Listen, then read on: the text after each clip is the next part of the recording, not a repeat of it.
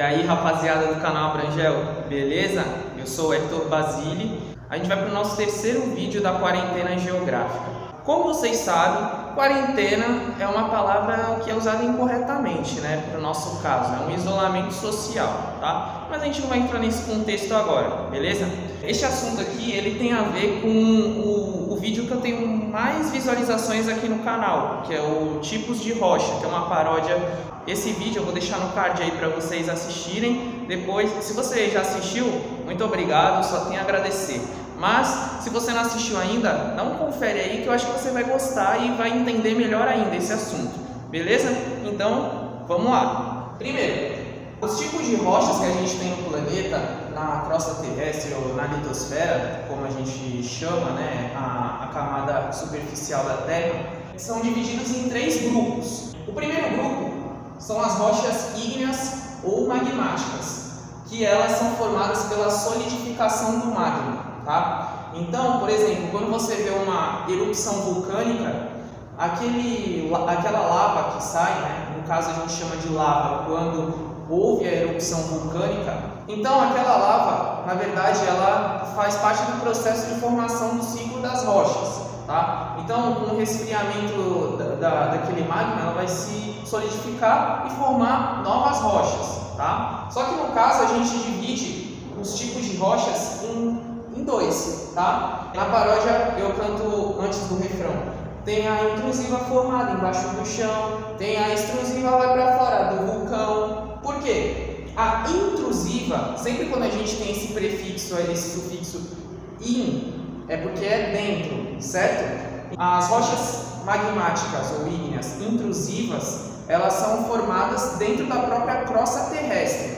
A crosta, ela não é perfeita. Ela tem algumas rachaduras. Quando o magma ele vai ficando mais agitado, ele vai se expandindo entre essas fendas das rochas. Então, ao se solidificar, ela forma novas rochas, que são chamadas de rochas intrusivas. Tá? E eu coloquei um exemplo de rocha intrusiva, que é o granito, que ele é muito usado em construção civil. A gente pega esse tipo de rocha para usar no nosso cotidiano, para as nossas necessidades. Né? E também a gente tem as rochas extrusivas, que são as que vão para fora do vulcão, né, em forma de lava. Aí quando essa lava se solidifica, ela forma, por exemplo, o basalto. Tá? O basalto também que ele é usado para fazer calçadas de praia, tipo a praia de Copacabana. As pedras mais escuras são chamadas de basalto. Tá? É um tipo de rocha bem rígida.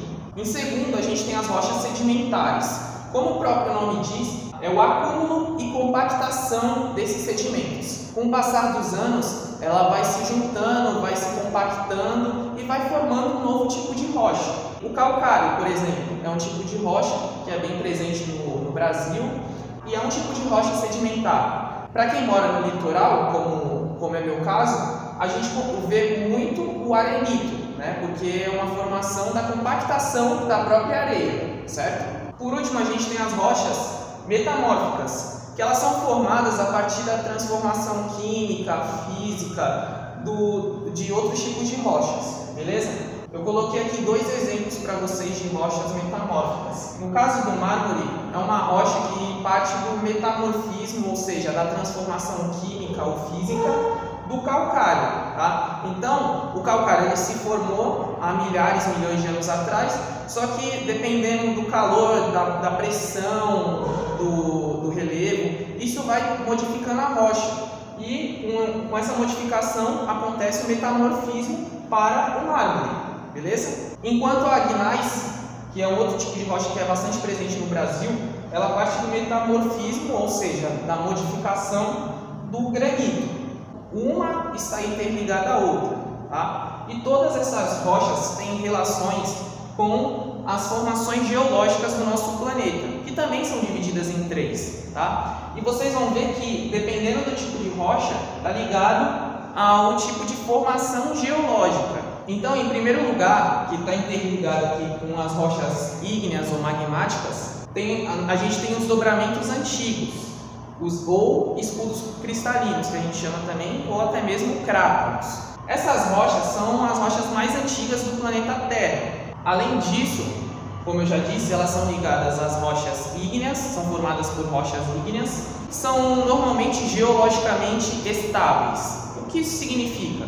Por exemplo, o Brasil ele tem 36% da sua superfície de formação de dobramentos antigos, como por exemplo a Serra do Mar. Só que no caso do Brasil, o nosso território ele está localizado exatamente no meio de uma placa tectônica, que é a placa sul-americana. Isso nos ajuda bastante a não ter, por exemplo, terremotos, tsunamis, também erupções vulcânicas, porque o Brasil, como ele está no meio da placa tectônica, e o meio da placa é uma região geologicamente estável. Então, por isso que a gente diz que as rochas elas são mais estáveis, e no caso a formação geológica também. Em segundo lugar, a gente tem as bacias sedimentares, que predomina tanto no Brasil, com 64% do território ocupado por essa formação geológica, como no mundo, que praticamente 70% da superfície terrestre é de bacias sedimentares,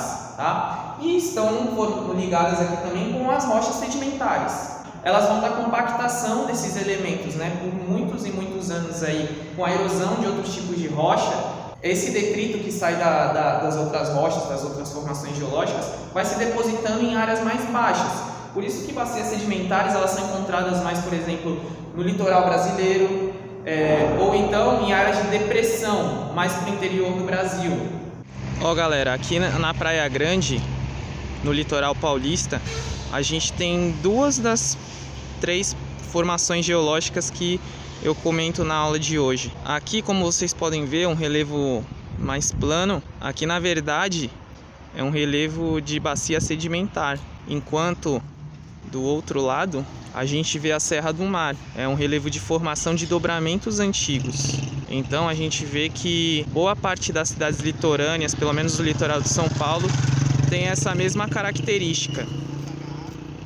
E a terceira formação geológica são os dobramentos modernos, que são formações geológicas mais recentes, que datam aí a partir de pelo menos 250 milhões de anos. Se a gente contar da formação geológica da Terra, que tem 4,6 bilhões de anos, a gente vê que é uma formação realmente bem recente. São as formações consideradas novinhas e elas partiram principalmente dos choques entre as placas, né? Com a separação da Pangeia. Então, as placas elas foram se realocando, se movimentando. Então, com essas movimentações, surgiram os dobramentos modernos, que são cadeias de montanhas de uma altitude muito considerável. São as formações geológicas mais altas do planeta. A gente pode citar aqui os Alpes na Europa, os Andes aqui na América do Sul e também a Cordilheira do Himalaia, que é onde fica o Monte Everest, o monte de maior altitude no planeta, com quase 9.000 metros acima do nível do mar. Tem a intrusiva formada embaixo do chão,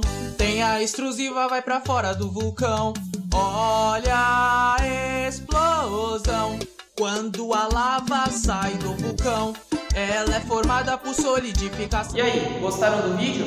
Pô, se você gostou, compartilha aí para ajudar o meu trabalho, se inscreve no canal, deixa o seu like ou dislike também, caso você não tenha gostado. E valeu, muito obrigado, só tenho a agradecer a vocês.